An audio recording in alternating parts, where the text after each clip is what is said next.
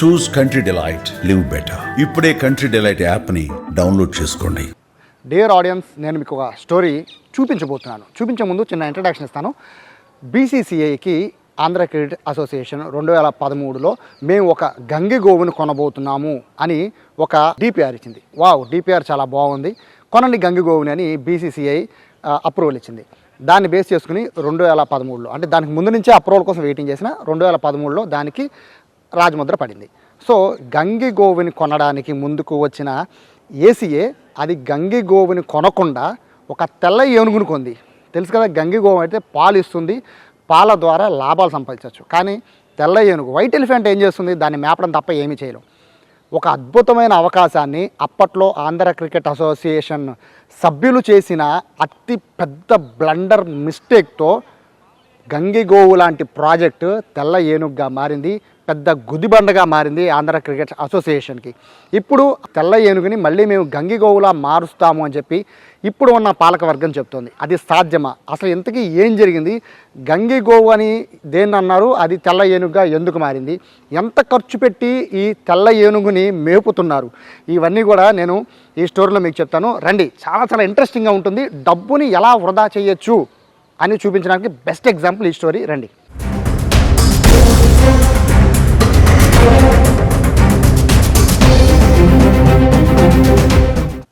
నేను చూపించబోతున్న white elephant ఇదే.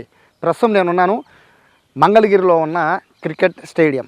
ఎన్నాళ్ల బట్టో, దాదాపుగా దశాబ్దం పైనుంచి ఈ మంగళగిరి క్రికెట్ స్టేడియాన్ని ఎప్పుడు ఓపెన్ చేస్తారు? ఓపెన్ చేయడం అంటే జనరల్గా డొమెస్టిక్ మ్యాచ్లు కాదు, ఇంటర్నేషనల్ మ్యాచ్లు ఎప్పుడు జరుగుతుందా అని అందరూ ఎదురు చూస్తున్నారు. కానీ ఇది ఎందుకు ఆగిపోయింది? ఈ కన్స్ట్రక్షన్ ఎందుకు ఆగిపోయింది? ఇన్ని కోట్ల పెట్టి కట్టిన స్టేడియము ఎందుకు దీన్ని ఓపెన్ చేయట్లేదని అనేక మందికి అనేక డౌట్స్ ఉన్నాయి.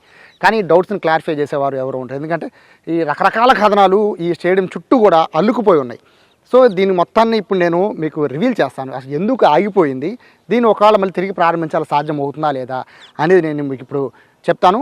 ఈ మంగళగిరి క్రికెట్ స్టేడియం దాదాపు 20 ఎకరాలకు పైనే మొత్తం ఈ స్టేడియము, ఈ కాంపౌండ్ మొత్తం ఉంటుంది కూడా. అయితే ఇందులో దాదాపుగా ఈ మధ్యలో కట్టారు, ఈ 20 ఎకరాలు 23 ఎకరాలు, దాదాపుగా 23 ఎకరాల్లో మధ్యలో కట్టారు మంగళగిరి స్టేడియాన్ని. స్టేడియానికి సంబంధించిన అప్రూవల్ కోసం బీసీసీఐ దగ్గర ఒక మంచి డిపిఆర్, మంచి ఆర్కిటెక్చర్ని తీసుకొచ్చారు. ఆ ఆర్కిటెక్ట్ ఒక అద్భుతమైన డిజైన్ని ఇచ్చాడు. ఇంటర్నేషనల్ స్టాండర్డ్స్కి తగ్గట్టుగా ఒక అద్భుతమైన క్రికెట్ స్టేడియాన్ని నిర్మించాలి అనేది అప్పట్లో ఏసీఐ భావించింది. ఒక అద్భుతమైన డిపిఆర్. ఆ డిపిఆర్ చూసిన వెంటనే బీసీఐ కూడా వెరీ గుడ్, చేయండి అన్నారు. కెపాసిటీ దాదాపుగా 35,000 కెపాసిటీ. సో చాలా మంచి గ్రౌండ్ వస్తుంది. పైగా మనకి విశాఖపట్నంలో ఒకటే ఉంది గ్రౌండ్.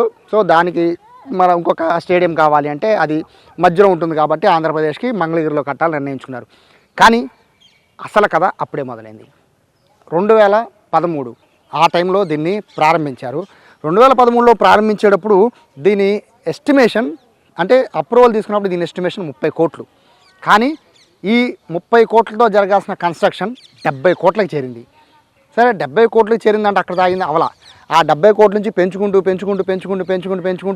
ఇప్పటికీ పనులు పూర్తి అవ్వలేదు. దాదాపు 100 కోట్లకి రీచ్ అయిపోయింది.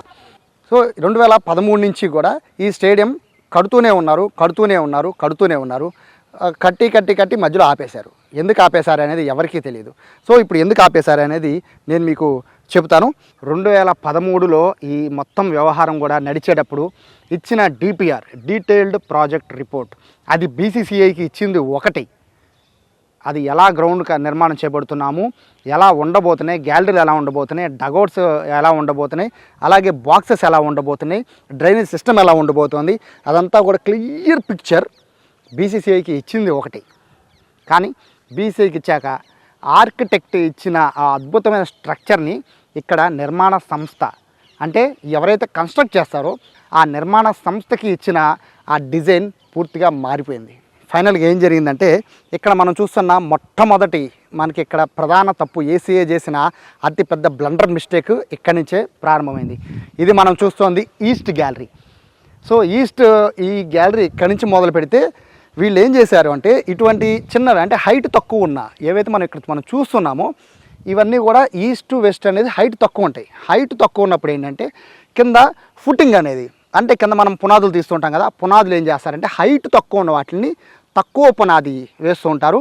హైట్ ఎక్కువ ఉన్న వాటికి ఏంటంటే అంటే పక్కన మనం చూస్తున్న ఈ నార్త్ అండ్ సౌత్ గ్యాలరీలకి ఫుటింగ్ ఎక్కువ వేస్తారు, అంటే పునాదులు పెద్దవి తీస్తారు. ఎందుకంటే అవి సీటింగ్ కెపాసిటీ ఎక్కువ, హైట్ ఎక్కువ, ఎక్కువ మంది క్రౌడ్ ఎక్కువ కూర్చునే ప్లేస్ కాబట్టి ఎక్కువ వేస్తారు. కానీ ఇక్కడ చేసిన మిస్టేక్ ఏంటంటే ఏదైతే బీసీసీఐకి ఇచ్చిన ఏదైతే మనకి డిపిఆర్ ఉందో ఆ డిపిఆర్కి క్వైట్ ఆపోజిట్గా ఏసీఏ అప్పట్లో ఉన్న ఏసీఏ పెద్దలు చేసిన మిస్టేక్ వల్ల మొత్తం గ్రౌండ్ సర్వనాశనం అయిపోయింది. దానికి ప్రధానమైన రీజన్ ఇదే ఇక్కడ మనకు కనబడుతుంది. దీని లోపల బేసిక్గా ఇక్కడ మనకి ఫుటింగ్ అనేది తక్కువ వేస్తారు, అంటే మనకు లోపల ఉన్న పునాదిని ఇక్కడ తక్కువ వేస్తుంటారు. కానీ ఇక్కడ పునాది తక్కువ వేయాల, దీనికి బాగా ఎక్కువ వేశారు. ఎందుకంటే మెయిన్ వాళ్ళు అనుకుంది ఏంటంటే ఇది నార్త్ అనుకున్నారు, అది సౌత్ అనుకున్నారు, ఇది ఈస్ట్. సో ఇక్కడ చిన్న మిస్టేక్ 5వ తరగతి పిల్లవాడిని అడిగినా కూడా ఈజీగా చెప్పేస్తాడు, south north, east west. So దానికి ఎట్లాగా వ్యూ ఉంటుంది అనేది కూడా ఈజీగా కనిపెట్టవచ్చు. కానీ ఇక్కడ మనం చూస్తున్నాం కదా, ఈస్ట్ ఈ విధంగా ఉంది. ఇక్కడ మనం చూస్తున్న అతి పెద్ద స్ట్రక్చర్ ఏదైతే నార్త్లో ఉంటుందో దీన్ని ఏం చేశారంటే ఫుటింగ్ అనేది చాలా తక్కువ వేశారు. ఫుటింగ్ తక్కువ వేస్తే స్టేడియం ఆగుతుందా, నిలబడుతుందా, అది కూలిపోతుంది. అంటే అసలు ఆ బరువుని తట్టుకోలేదు. ఒక ఫ్లోర్ వర్క్ అంటే మనం కింద చూస్తున్న గ్రౌండ్ ఫ్లోర్ వరకు కూడా దాదాపు రెడీ అయిపోయాక కళ్ళు తెరిచారు. అన్ని నెలలు ఏం చేస్తున్నట్టు? ఏసీఏలో పర్యవేక్షణ ఏమైంది? కావాలని చేశారా లేదా పొరపాటున చేశారా? పొరపాటున చేస్తే అంత గుడ్డితనంగా ఎలా ఇక్కడ ఉన్నారు, అంత ఫుటింగ్ తక్కువ ఎలా ఉన్నారు? ఎవరైనా కూడా ఈస్టు అలాగే వెస్ట్ ఈ రెండిట్లో కూడా చాలా ఫుటింగ్ అంటే గ్రౌండ్ చాలా తక్కువగా ఉంటుంది. అక్కడ తక్కువ ఉండాలి, మిగిలిన చోట్ల ఎక్కువ ఉండాలి. కానీ ఇక్కడ ఎక్కువ వేశారు, నార్త్ అండ్ సౌత్కి మాత్రం చాలా తక్కువ వేశారు. ఇక్కడ మొదటి తప్పు. ఆ మొదటి తప్పుకి సంబంధించి కంటిన్యూషన్ అంటే దాన్ని కప్పిపుచ్చుకోవడానికో లేకపోతే దాన్ని కవర్ చేయడానికో వేసిన ప్రధానమైన మిస్టేక్ ఏంటి అంటే మళ్ళీ దాన్ని పెంచుకుంటూ వెళ్ళారు. అంటే కింద వేసిన ఫుటింగ్ అంటే ఏదైతే పునాది ఉంటుందో పునాదిని మళ్ళీ దాన్ని ఎక్స్పాండ్ చేస్తూ వెళ్ళారు. పెద్ద పునాదిని మళ్ళీ వేశారు. ఫౌండేషన్ దగ్గర వేసిన బ్లండర్ మిస్టేక్ వల్ల ఇదంతా కూడా చాలా ఎక్కువగా ఉంటుంది, ఒక సైడ్కి వెళ్ళిపోయినట్టు ఉంటుంది.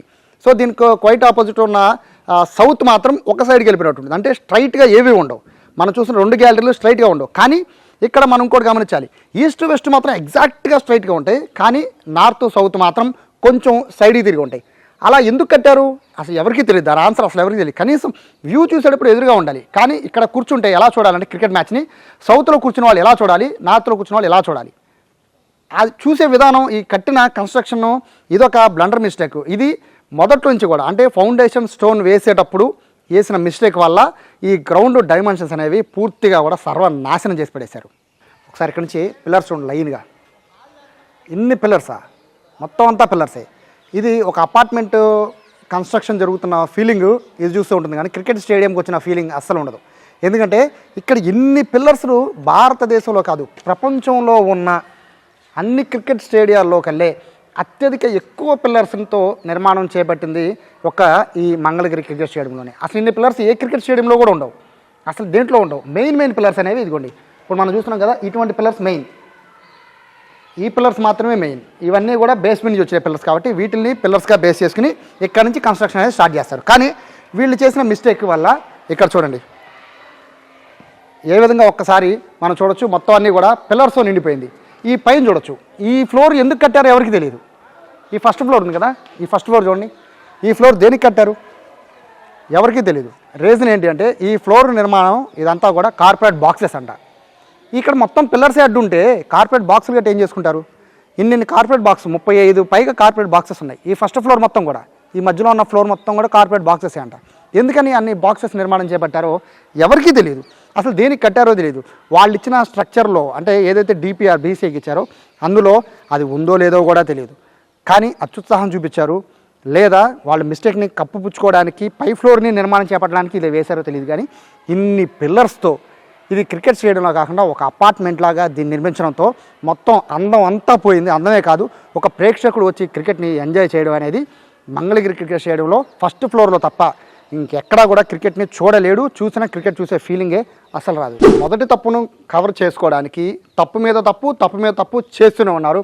అందులో రెండవ తప్పు ఇప్పుడు నేను నిలబడ్డ సెకండ్ ఫ్లోర్.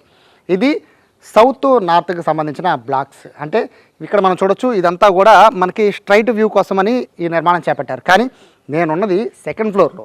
సెకండ్ ఫ్లోర్లోంచి కిందకి చూస్తూ ఉంటే కిందకి పడిపోతానేమో అనే ఫీలింగ్ వస్తుంది. ఎందుకంటే చిన్న కామన్ సెన్స్ కనీసం అపార్ట్మెంట్లు కట్టేవాళ్ళు కాదు కదా, చిన్న చిన్న ఇళ్ళు ఫస్ట్ ఫ్లోర్ కట్టే వాళ్ళకు కూడా ఆ తెలివితేటలు ఉంటాయి. బట్ ఇంత పెద్ద కన్స్ట్రక్షన్ చేస్తున్న నిర్మాణ సంస్థకి అప్రూవల్ ఇచ్చి పర్యవేక్షణ చేస్తున్న ఆనాటి ఏసీఏ వాళ్ళకి నిజంగా కళ్ళు ఉన్నాయా, ఉండి చూడలేదా, చూసినా కూడా లెక్కలేంతనమో తెలియదు. కానీ బేసిక్గా స్ట్రక్చర్ అనేది గ్రౌండ్ ఫ్లోర్ ఇలా ఉంటుంది, ఎందుకంటే వ్యూ చూడడానికి చాలా బాగుంటుంది.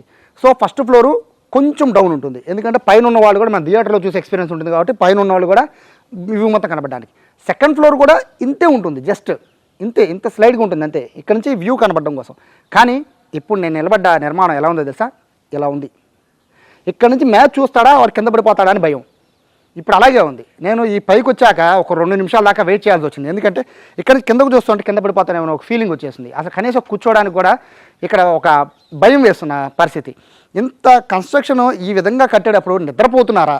అప్పట్లో ఏసీఏ వాళ్ళు ఏం చేస్తున్నారు? ఇది కట్టేటప్పుడు ఏం చేస్తున్నారు? పర్యవేక్షణ లేదా, లేకపోతే అంటే ఈ డబ్బులు దండుకునే ఒక ప్రక్రియలో ఒక భాగమా అనేది పక్కన పెడితే, దీనివల్ల ఇప్పుడు మైనస్ ఏంటంటే ఎన్నేళ్ళైనా కూడా సెకండ్ ఫ్లోర్కి ఎవరు ఎక్కలేరు, ఎవరు రాలేరు.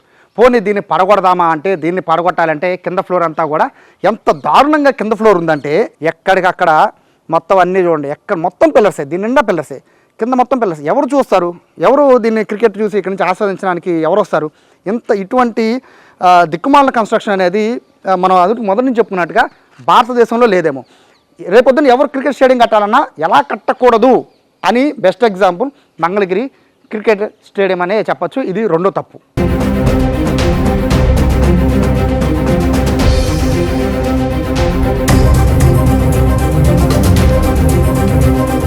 ఒక్క స్టేడియం విషయంలోనే కాదు, మౌలిక వసతులు కల్పించడంలో కూడా అదే నిర్లక్ష్యం వ్యవహరించింది అప్పటి ఏసీఏ. దానికి ఒక బెస్ట్ ఎగ్జాంపుల్ మనకు చూస్తున్నాం. ఇదంతా కూడా స్టేడియంకి వెళ్ళే రోడ్డు.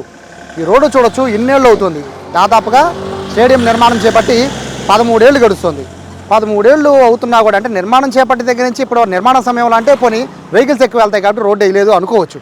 కానీ నిర్మాణం ఆగిపోయింది ఎప్పుడో 2018, 19 సమయంలో నిర్మాణం ఆగిపోయింది.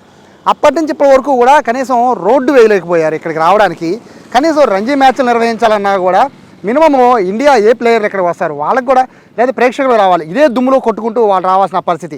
ఇంతకన్నా ఇంకొక దౌర్భాగ్యం ఏంటంటే, ఇక్కడ నుంచి నియర్ బై ఒక రైల్వే గేట్ ఉంటుంది.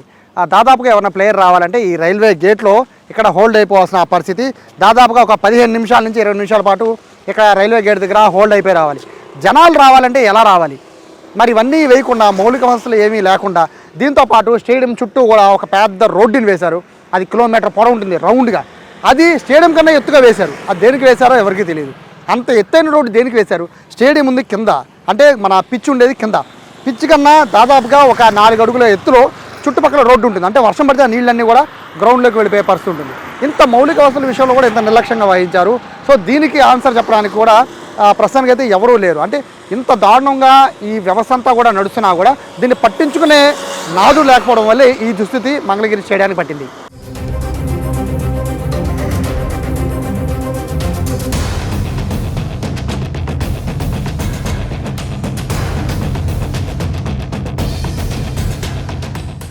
తప్పు మీద తప్పు చేసుకుంటూ పోయారు. ఫైనల్గా ఇన్నేళ్ళు అవుతున్నా కూడా ఇంటర్నేషనల్ మ్యాచ్ సంగతి పక్కన పెడుతుంటే కనీసం డొమెస్టిక్ మ్యాచ్లు ఆడడానికి కూడా ఇక్కడ పరిస్థితి లేదు. ఎందుకంటే ఏ మంచి ప్లేయర్ ఇక్కడ ఆడడానికి వచ్చినా కూడా చూడడానికి క్రౌడ్ విపరీతంగా వచ్చేస్తారు. సో వాళ్ళందరికీ ఇక్కడ వాళ్ళు వచ్చారంటే క్రౌడ్ మేనేజ్ చేయడం అంటే అంత ఈజీ కాదు. పేరుకి మాత్రం 35,000 కెపాసిటీ ఉన్న ఈ స్టేడియంలో సెకండ్ ఫ్లోర్ని ఖచ్చితంగా అలౌ చేసే పరిస్థితి లేదు. కాబట్టి కేవలం ఫస్ట్ ఫ్లోర్ వరకు మాత్రమే, అది కూడా గ్రౌండ్ నుంచి ఫస్ట్ ఫ్లోర్ వరకు మాత్రమే ఒక 10 నుంచి 12,000 మంది ప్రేక్షకులను మాత్రమే లోపలికి అలౌ చేసే అవకాశం ఉంది. ఎందుకని అంత తక్కువ మంది ప్రేక్షకులతో మ్యాచ్ నిర్వహించాల్సిన పరిస్థితి వచ్చింది? సరే, నిర్వహించారు. కానీ ఇటువంటి ఇప్పుడున్న ఫెసిలిటీస్ అన్నింటినీ కూడా ఇంకా ఇంప్రూవ్ చేయాలి అంటే ఇప్పటికే 30 కోట్ల నుంచి 50 కోట్లు, 50 కోట్ల నుంచి 70 కోట్లు, 70 కోట్ల నుంచి 100 కోట్ల రూపాయలు ఖర్చు పెట్టిన ఈ క్రికెట్ స్టేడియాన్ని ఇంకా భరిస్తారా? ఈ వైట్ ఎలిఫెంట్ని ఇంకా పెంచుకుంటూ పోతారా అంటే డౌట్ అనేది చెప్పాలి. కానీ ఇప్పుడు ఉన్న ఏసీఏ కొత్త బోర్డు ఏదైతే ఎంపీ కేసినేని చిన్ని అధ్యక్షుడిగా, సానా సతీష్ సెక్రటరీగా ఉన్న ఈ కొత్త బోర్డు మాత్రం మేము ఈ వైట్ ఎలిఫెంట్ని మళ్ళీ గంగిగోవలా చేయబోతున్నామని చెప్తున్నారు. అది ఎలా సాధ్యం? ఒక్క కన్స్ట్రక్షన్ పడగొట్టమంటున్నారు, అలాగే కొత్త కన్స్ట్రక్షన్ చేస్తామంటున్నారు. బట్ కన్స్ట్రక్షన్ చేసినా కూడా ఖచ్చితంగా దీని నుంచి రెవెన్యూ తెప్పిస్తామని చెప్పి చాలా ధీమాగా వాళ్ళు చెప్తున్నారు. ఇక్కడ ఆలోచించాల్సిన మరో విషయం ఏంటంటే, ఇంత కన్స్ట్రక్షన్ ఎంత చేసినా కూడా ఇక్కడ ఫ్లడ్ లైట్లు ఉండాలి. ఫ్లడ్ లైట్లకు కూడా ఆఖరికి పర్మిషన్ తెప్పించుకొని ఫ్లడ్ లైట్లకు సంబంధించిన మొత్తం అంతా కొనుగోలు అంతా అయిపోయినా కూడా ఇక్కడ ఫ్లడ్ లైట్ని వేరే చోట తరలించేశారు 2019 తర్వాత వచ్చిన బోర్డు. ఇంకా ఒక్కోటి ఇక్కడి నుంచి పీక్కుంటూ వెళ్ళిపోయి ఉన్నదాన్ని సర్వనాశనం చేసినా కూడా అయినా కూడా దీన్ని ఖచ్చితంగా ఆదాయ వనరుగా చేపిస్తాము, సెల్ఫ్ ఫైనాన్స్ దీని నుంచే రప్పించేలా చేస్తామని ఇప్పటి కొత్త ఏసీఏ బోర్డు చెప్తోంది. సో ఎలా చేయబోతున్నారు ఏంటి అనేది వాళ్ళని అడిగి తెలుసుకుందాం. ప్రస్తుత ఏసీఏ అధ్యక్షులు కేశినేని శివనాథ్ చిన్ని ఉన్నారు, విజయవాడ ఎంపీ కూడా. సార్, యాక్చువల్గా మంగళగిరి స్టేడియం చూశాక ఒక అభిప్రాయం ఏర్పడింది సార్. మీరు తీసుకున్నది అంటే ఏసీఏ తీసుకున్నది గంగిగోవు కింద, కానీ అది తెల్లేనుగ్గా మారింది. ఇప్పటికీ దాన్ని మీరు ఎలా చూస్తున్నారు? గంగిగోవుగాను చూస్తున్నారా, తెల్లేనుగ్గా భావిస్తున్నారా? గత ఏసీఏ పాలక మండలి యొక్క అనాలోచిత నిర్ణయాలు, అంతేకాకుండా ఒక స్టేడియం ఎంత చక్కగా ఉండాలనే ఒక థాట్లో లేకుండా చేసిన కొన్ని పొరపాట్ల వల్ల వాళ్ళ మంగళగిరి స్టేడియం ఆ విధంగా ఉంది. దాన్ని మళ్ళీ మేము ఏం చేస్తున్నామంటే చక్కటి స్పోర్ట్స్ సెంటర్, అంటే అది మిగతా గేమ్స్ కూడా అన్నీ ఉండే విధంగా ఒక చక్కటి స్పోర్ట్స్ సెంటర్, అన్నిటితో వాటితో పాటు ఒక 50 రూమ్స్ కూడా స్టేడియంలో ఉండి రేపు నుంచి జరిగే రంజీ మ్యాచ్లు, ఎందుకంటే మనకు సీజన్ స్టార్ట్ అయిందంటే ఇక్కడున్న మూలపాడు స్టేడియం కానీ మంగళగిరి స్టేడియం కానీ ఎప్పటికప్పుడు ఫుల్ అయిపోతున్నాయి. కానీ ఎంతోమంది ఇంకా అడుగుతున్నారు, కాబట్టి దాన్ని చక్కటి స్పోర్ట్స్ సెంటర్ కింద మిగతా అన్ని స్పోర్ట్స్ పెట్టి మంగళగిరి స్టేడియంలోనే ఒక 50 రూములు ఉండి ప్లేయర్లందరూ అక్కడ ఉండే విధంగా చక్కటి మెస్సు, వీటన్నిటితో ఇప్పుడు ఉన్న స్టేడియంలో ఎక్కడెక్కడైతే కొంచెం డిఫెక్ట్స్ ఉన్నాయో ఆ డిఫెక్ట్స్ అన్నింటిని కరెక్ట్ చేసుకుంటా మళ్ళీ స్టేడియంని వచ్చే 4-5 నెలల్లో లైట్లు కూడా పెట్టబోతున్నాం, ఎల్ఈడి లైట్స్ కూడా పెట్టబోతున్నాం. 10,000 మంది కూర్చునేటట్టు ప్రేక్షకులకు సీట్లు వేసి రాబోయే ఏపీఎల్ మ్యాచ్లతో మళ్ళీ మంగళగిరి స్టేడియంని ప్రారంభించాలని అనుకుంటున్నాం. అంటే స్టేడియం పరిశీలించాక సార్, ప్రపంచంలో స్టేడియం ఇలా కట్టకూడదు అనే బెస్ట్ ఎగ్జాంపుల్ కదా స్ట్రక్చర్ అక్కడ నిర్మించారు. దాన్ని ఇప్పటికే దాదాపు 70 కోట్ల పైనే దాన్ని ఖర్చు చేసి వృధా చేశారు. ఖర్చు కాదు, వృధా చేశారు. ఇప్పుడు మీరు అడిషనల్గా ఖర్చు పెట్టడం వల్ల లాభం ఉంటుందంటారా? అంటే ఇప్పుడు తెల్ల ఏనుగుని ఇంకా దాన్ని మేపినట్టే కదా సార్? లేదు, కొన్ని మ్యాచ్లు అయితే జరుగుతున్నాయి, సంవత్సరానికి 150 రోజులు మ్యాచ్లు జరుగుతున్నాయి, కానీ కొంచెం ఫెసిలిటీస్ లేవు. ఈ ఫెసిలిటీసే కాకుండా పక్కన ఉన్న స్థలాలను కూడా యూటిలైజ్ చేసుకుని రాజధాని ప్రాంతానికి అత్యంత సమీపంగా ఉన్న స్టేడియం, ఆ స్టేడియంలో మిగతా గేమ్స్ కూడా స్విమ్మింగ్ పూల్స్,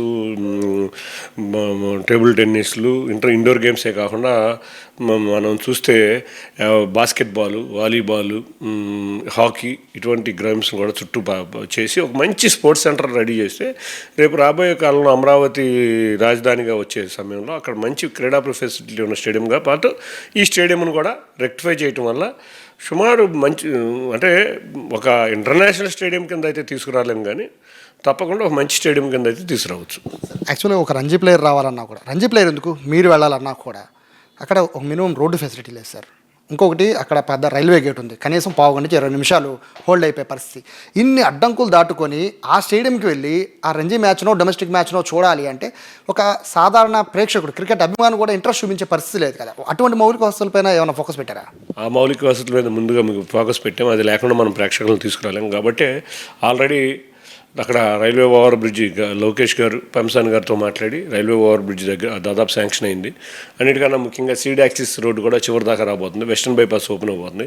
వెస్టర్న్ బైపాస్కి సీడ్ యాక్సిస్కి మధ్యలో ఉన్న స్టేడియం, అంతేకాకుండా రోడ్లు కూడా మంత్రి లోకేష్ గారికి మాట్లాడితే రోడ్లు కూడా శాంక్షన్ చేశారు.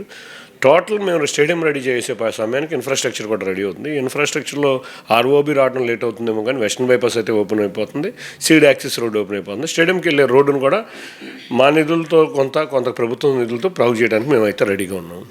ఫైనల్గా చెప్పండి, స్టేడియం పరిస్థితి చూస్తుంటే అత్యంత దయనీయంగా దారుణంగా ఉంది సార్. స్ట్రక్చరే చాలా, ఎవరో కట్టని స్ట్రక్చర్ని అక్కడ నిర్మాణం చేశారు. సెకండ్ ఫ్లోర్ చాలా ప్రమాదం, ఏ చిన్న ఇష్యూ జరిగినా ప్రేక్షకుడికి వెళ్తే ప్రమాదానికి గురయ్యే అవకాశం మాకు కనబడుతుంది.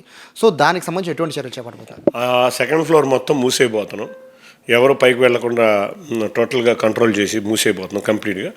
గ్రౌండ్ ఫ్లోర్, ఫస్ట్ ఫ్లోర్ మాత్రం యూటిలైజ్ అయ్యేటట్టు చూస్తున్నాం. పై ఫ్లోర్ అయితే మాత్రం ఎవరిని పంపించకుండా మొత్తం అన్ని బ్యారికేడ్స్ నిర్మించి మొత్తం మ్యాచ్ జరిగే సమయంలో కూడా ఆ ఫ్లోర్ అయితే ఓపెన్ చేసే ఉద్దేశం అయితే మాకు లేదు. రెవెన్యూ వస్తుందా సార్? అంటే మీరు గంగిగోవులా చేస్తాము అని చెప్పి గతంలో 2-3 స్టేట్మెంట్లు, అంటే దాని మీనింగ్ ఏంటంటే సెల్ఫ్ రెవెన్యూ వస్తుంది అన్నారు. అక్కడ పరిస్థితి చూస్తుంటే మీరు డబ్బులు పెడుతూనే ఉన్నారు, ఏసీఏ డబ్బులు మొత్తం దానికే పెడుతున్నట్టుగా కూడా కనబడుతుంది. చూస్తుంటే అట్లా కనబడుతుంది. రెవెన్యూ ఎలా తెప్పిస్తారు సార్ దాని నుంచి? సంవత్సరంన్నర నుంచి మేము వచ్చిన కానీ దీని మీద రెవెన్యూ పెడదాం అనుకున్నాం, కానీ మేమైతే ఇప్పుడు వరకు పెద్ద పెట్టలేదు. రేపు స్పోర్ట్స్ సెంటర్ వచ్చినాక ఒక ఫీజు కొంత డెఫినెట్గా రెవెన్యూ వస్తుంది. సెల్ఫ్ సస్టైన్ మోడల్ అయితే ఈజీగా ఒక 2 సంవత్సరాలు సెల్ఫ్ సస్టైన్ మోడల్కి అయితే ఆ స్టేడియం రాబోతుంది. సో ఇది ఓవరాల్గా మొత్తం స్టేడియం మొత్తం చూశాక మీకు కలిగే అభిప్రాయమే అందరికీ, నాకు కూడా అదే అభిప్రాయం కలిగింది. అత్యంత చెత్త స్టేడియం కింద తయారు చేసింది అప్పటి ఏసీఏ. కానీ అప్పుడు చేసిన తప్పులు మళ్ళీ ఇప్పుడు చేయమని చెప్తున్నారు. ఆ తప్పుల్ని దాని నుంచి పాఠాలు నేర్చుకుని దాన్ని ఎలా ఉపయోగించుకోవాలి అంటే మనం మొదట్లో చెప్పినట్టుగా గంగిగోవులాగా తయారు చేసేందుకు సిద్ధం అంటున్నారు. ప్రస్తుతం తెల్ల ఏనుగుకి కాస్త ఖర్చు పెట్టినా అది ఖచ్చితంగా గంగిగోవులాగా తిరిగి ఆదాయ మార్గాన్ని తెప్పించే ఏర్పాట్లు చేస్తామని ప్రస్తుత ఏసీఏ అధ్యక్షుడు కేశినేని శివనాథ్ చిన్ని చెప్తున్నారు. ఇది ఓవరాల్గా మంగళగిరి క్రికెట్ స్టేడియం పైన story. Camera person Krishna and వినయ్తో సాయి, సుమన్ టీవీ, విజయవాడ నుంచి.